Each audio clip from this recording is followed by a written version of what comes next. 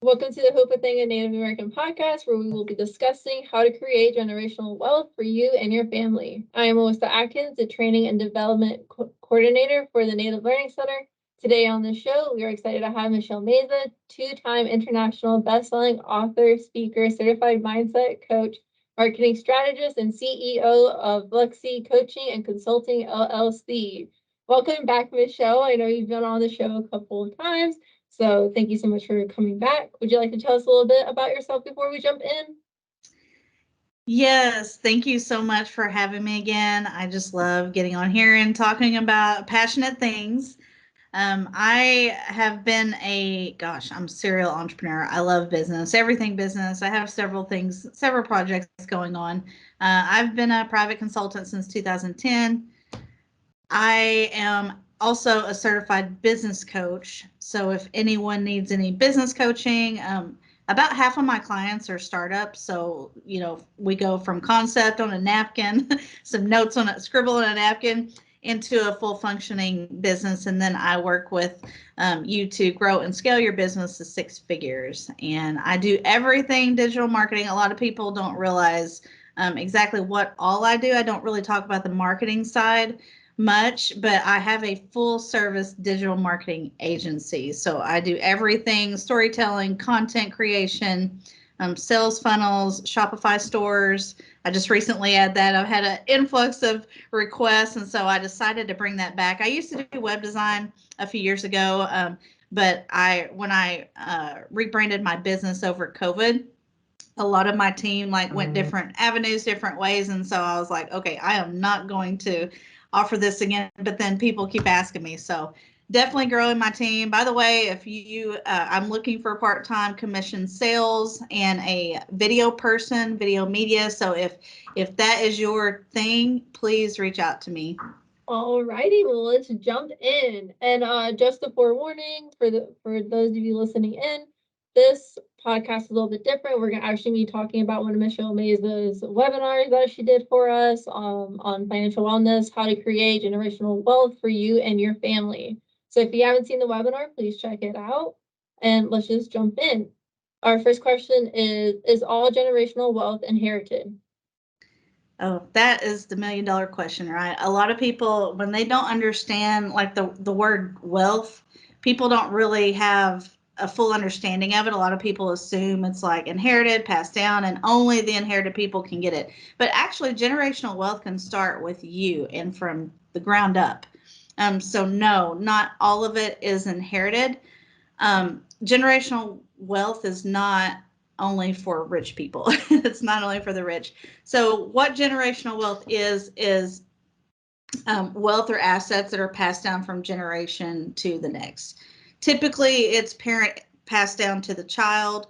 In some cases, lots of cases with the baby boomers, because as we talked about the generation gaps and wealth gaps in the webinar, I did mention that the baby boomers, they did a lot of investing with stocks and bonds and things like that, and they didn't touch it. They left it alone. So over time, it's accumulated wealth. And so in most cases now, you're seeing a lot of grandparents pass down to the grandchild, because obviously the parents, the Gen Xers, we were the first to kind of really go to college and just hit the ground running with that. So we're building our own wealth, and the grandparents want to, of course, pass it down to the grandchildren for them to start with. Wealth can consist of actual cash or can include stocks, real estate, jewelry, now Bitcoin, or any type, or ownership of a business. And so when you think of generational wealth, it's not only cash, or it's not only a certain asset. So typically generational wealth is like I said, it's not only for the rich. It's the term generational wealth. That's the buzzword that's coming around. But what it is, it's used by people who are trying to accumulate wealth, such as my generation. So strategy. So what I want to do today is really reframe your mindset around money, around wealth. And that's why I'm going into detail explaining what it is first, and the difference of inheriting something versus accumulating it. And so there are different types of strategies you need to create generational wealth.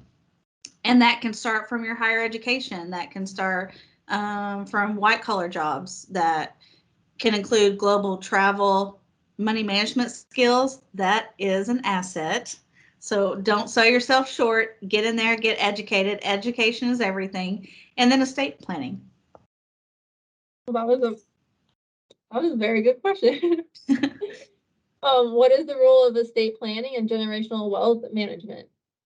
Yes. So if you work hard to build a successful business, right? You want to create a strong investment portfolio.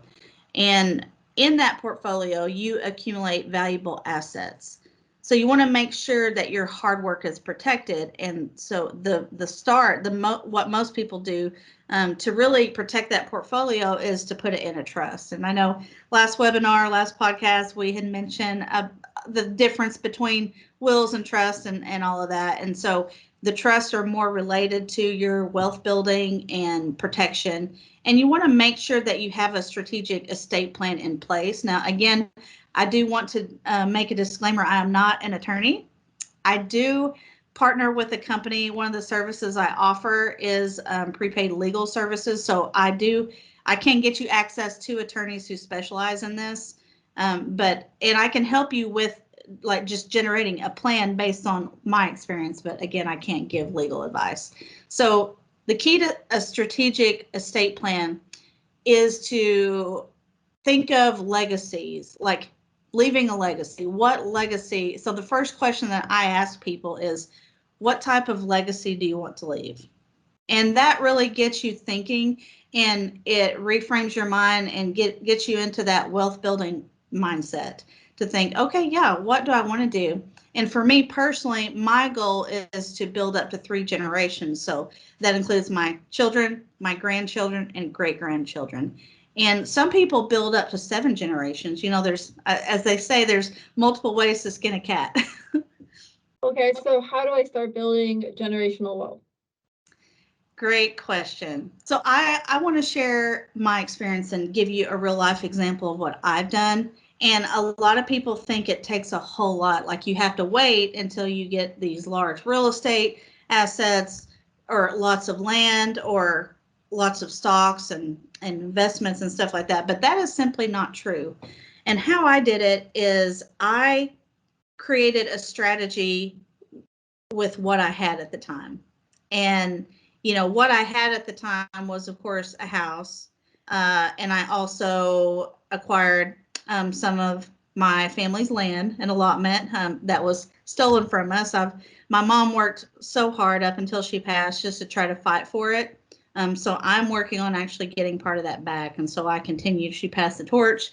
We're a little feisty people, I guess you could say. And so I just wasn't going to give up. So, you know, starting with that, the house, and whole life policies. So I have one for myself, and then I have one for my children. And so in the webinar, we talked about the different types of policies, and I just briefly went over it. But really, you know, you have different types of life insurance policies, and that's why I encourage you all to educate yourselves. Get out there. I have a whole network of people who I have dealt with or you know, do refer. So if you guys, you know, want a trusted person that's already vetted, I have some people that I can refer to you who are trained in financial planning and advising and really can give you the breakdown of the difference in these policies so you can make an informed decision. So for me, you know, there are 2 types of policies. Yes, I do have a term policy, and that just takes care of, like, you know, a lot of employers offer this type of policy, and that just covers, like, if something happens on the job or because you're employed, then you automatically get a life insurance policy that only covers up to your salary. So that's the key here. So if it's offered at a discounted rate through your employer, you still have to pay for it per paycheck, but it only covers up to whatever you're making there. So if you go to purchase it on your own, you can get whatever your budget is, you know, that's what you can get. You can get as much coverage as you want. I do encourage you, it is cheaper the younger you are. So if you are young out there and you think, oh, I'm young, I don't need that. Yes, you do. Okay, I have my 12-year-old has her own policy and my 19-year-old has her own policy. And so how I started was that whole life policy accumulates cash over time. And so it's kind of like the IRAs, the individual retirement accounts. When you open it up separately without the employer, you have more control over it and you can actually be your own bank. And so that is the fun part of wealth building, because you get to move it and acquire other assets with the strategy you put in place with what you do. So my gift to my oldest daughter for graduation, high school graduation, was a whole life policy. Was she excited at first? No, but she realized, because when I mentioned, like, you do realize, like, by the time you finish college and if you want to purchase a car or a house or maybe pay for your wedding, it's going to be there. It's acquired. You don't touch it. You just pay. I pay for it monthly and it accumulates a cash value. And that's the beauty of it. And you don't want to withdraw it. You want to borrow from it and then keep depositing. And it's kind of like out of sight, out of mind. Like I've budgeted myself. Like that's the part that you need to start with, is really understanding money. Money is a tool. It shouldn't be stressful. It shouldn't be scary. You shouldn't be fearful of it. Just get in there and learn it. Money's a tool, and you can make money work for you at any level. Even if you work at a convenience store, okay, or a grocery store, you can start with somewhere, but you just have to start. That's the key here. And you can start, and you'll be surprised that over time it really does add up. And so part of money management is budgeting. So get you a budget together and allow the money, and just don't touch it. Like allow for it. It comes out. I have my stuff withdrawn automatically. So I don't think about it. I don't think like, oh, that's so tempting. I really need a new outfit today, so I'm going to take from that. No, that is money set aside, out of sight, out of mind. And that way I know that that's taken care of. So that's how I started. And, once you start using the money as a tool, you can start doing different things. So that's how I'm able to acquire the land. That's how I'm able to eventually get other assets and other real estate and other stocks and things like that, just so I can build up that nest egg. And you'll be surprised, like and it's okay to start late. Like I'm starting late in life, but I know in 10 to 20 years, even my retirement will be taken care of, but my future generations will be taken care of as well. They'll have a good starting place. Well, that's beautiful. And I think that your graduation present to your daughter was like a really unique idea. Can you give us some example of what the process would look like? Yes. So the first thing to do is, there's many different ways. There's many different resources out there to learn about money.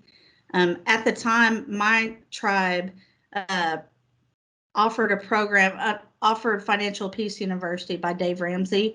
They offer, a lot of churches offer that, but my tribe decided to, they're focused on helping us become self-sufficient, right? Our tribe has worked hard to not be so dependent on the government, and we've done well as people, as a tribe, as of, gosh, that was, I don't know, a few years ago, they were standing at 58% self-sufficient, not taking government funds. So that is huge. So think about it as a tribe, but as a whole, but now think about it about individual families. So, I was just one of the very few families who actually took their offer on it. They paid for it. They gave me all the resources I need. And then I took it seriously. I think it was like 12 weeks to 12 weeks. So every week I showed up and I took in all the information. And I also shared it with my children. So the first step is to learn about money, because if you don't know about money, all of this other stuff is not really going to do you any good. I mean, you can learn it, but you might not have the right strategy in place and it could cost you. So that's where I would start, is grabbing some resources, some legitimate resources, and learning about money. The second step is to create a budget. Budgeting was huge. And in the webinar, I talked about money saving methods. So let's say you are working an hourly job. Like I'm a single mom. I've been a single mom for over a decade now. And so money's always been tight. It doesn't matter that I'm college educated or now I have a business, I mean, things come up and you're limited to one income. And a lot of people are in that situation, or they're taking care of their elders. You know, we have multi-generations living in one household now. So all of those variables really add up. And so what you have to do is figure out ways to save. And I looked at my spending. I looked at my checking account, and you get statements every month. So I literally highlighted all of the extra things, like the bills were one, I color coded it. So the bills were one color, and everything else, all the extra spending was another color. And man, at the time when I first started this, I wasn't making much money, but I didn't realize how much I was overspending or just spending it on ridiculous things. You swipe your card, you don't really think nothing of it. So then I once I took Financial Peace University, I learned the envelope method. And so basically you take these envelopes and you assign things to them. So for example, like one was groceries, or one was the rent, one was entertainment, right? Because we all like to go out to eat, or we like to go to the movies or whatever. So you take each paycheck and then you divide up your money and you stick it in those envelopes. And it's a challenge at first for me, because it's so easy to swipe the card and before you know it, you're like, your card's declined.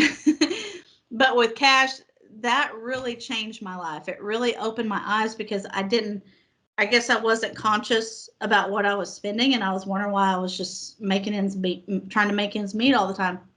But once I stuck with that for 6 months. And by the 5th month, I really started to see a difference, because it makes a difference if you go to grab that envelope and you really want to do something, or your kids want to do something, and you only have $10 left, and whatever you're trying to do is 20. You're like, is that a want or is that a need? So I had to retrain my brain, and it was hard. I'm not saying this is an easy process, and maybe for some it is, but for me, in my experience, it was incredibly hard, because my parents didn't know about money. They weren't good with money, and it was a generational issue. And so I was determined to break these cycles of broke. I was so tired of seeing, my parents died broke. And I knew that I didn't want to do that. And I didn't want to put that unnecessary burden on my children. So I knew things had to change. And that is where I started.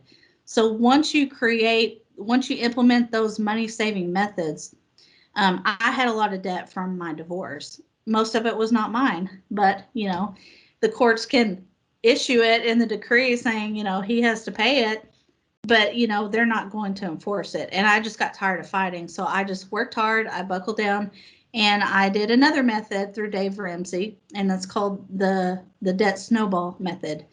That was a game changer, because all these years I couldn't figure out how, like with the interest rates, I just couldn't. It just seems like the more I put towards that debt, it was going up. The balance was going up. It wasn't going down. So I was just like, how do I get out of this cycle? And it was very defeating. It felt defeating.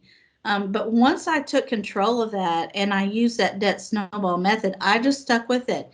And it took me a solid year to pay off a lot of debt, not all of it at the time, but what it did is it put me in a position to buy my house. And that was like the first game-changing wealth building asset that I did.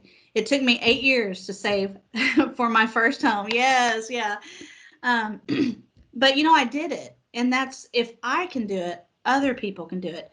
At just about any income, you really have to just set your mind to something and stick with it. It takes 21 days to form a habit. It takes 66 days to break a habit. So, you have to give yourself at least 90 days to just stick with it and keep going. But then it becomes rewarding and motivating, because once you start paying off things, and then all of a sudden you're able to build up your emergency fund. So that's the next step. Start with $1,000. That's a typical, that covers most of the emergencies, unless it's a roof leak or things, car engine blows or something like that. But I tell people to start with 1,000, because that's achievable. That's attainable. And the important thing is if you do have to dip into it, which I mean, once by that point, once you start building up that emergency fund, you've already trained your brain to really think twice about touching it. And you know, there's times that I've had to use it, but the important thing is I immediately paid it back. Like I just took urgency to it, and every paycheck I put stuff back, I put a little bit towards back into that fund, and that way it's there. And I'm telling you, that was a lifesaver quite a few times, you know, because things do come up, life happens. But ideally, you want to save up at least 6 months of your living expenses. And you know, that's Rome wasn't built in a day, and neither is that 6 month, you know, 6 months worth of living expenses saving funds. So once you get yourself into that position with those basic things, those things that you start, that's really, you know, your first year. And if you really get good about it and have a lot of self-control and stick to the plan, you can actually start building wealth within 6 months, depending on your situation with your debt and things like that. I'm sure you felt like a great amount of relief once you started doing those different methods, like the envelope method and the second option you said. I'm sure you just felt like so much lighter. Yeah, you know, it was really relieving. I didn't realize how much anxiety was tied to the habits I didn't know I had. And that's just because a lack of knowledge, you know, I just didn't know any better. But once I knew better, I did better. And now it's kind of like being conscious about a healthy diet, right? Mm-hmm. You become so accustomed to this new way of thinking, to even try to be tempted or resort back to it, it's like, no, I don't want any part of that. I will never be in the XYZ position of broke, you know. And I think that you just have to get tired of being sick and tired. And at first I didn't know how to get out of it. But thankfully, you know, I just kept searching, and then I kept stumbling on things and just really just digging and researching. And that's how, you know, I at first educated myself, because even here I was with a college degree, and I see a lot of people like this. There are some highly educated people out there who don't know a thing about money. They do not teach it in school. Even in business, I mean, they don't talk about personal finance. They talk about business models and stuff, but I didn't learn about personal finance in any school that I went to. So, you know, it wasn't in my family, wasn't in school. So it makes you feel empowered. It feels so good to know that I'm doing differently. And not that I don't blame my family or my parents, you know, because it's just generations and time. They just didn't have that information, and then they didn't have the resources. You know, nowadays we're blessed with all the technology to use it for our good. There's just so much information out there that we're overloaded with every day. But the key is to just cherry pick it and make sure that it's the right information, you know, and then apply it. Is multi-generational wealth the same as generational wealth? No, it's not, because it's similar, but multi-generational, that goes back to your strategy. So when I said earlier that I'm personally building out for 3 generations, you have to have a different strategy and a different approach to that versus just taking care of your children or whatever.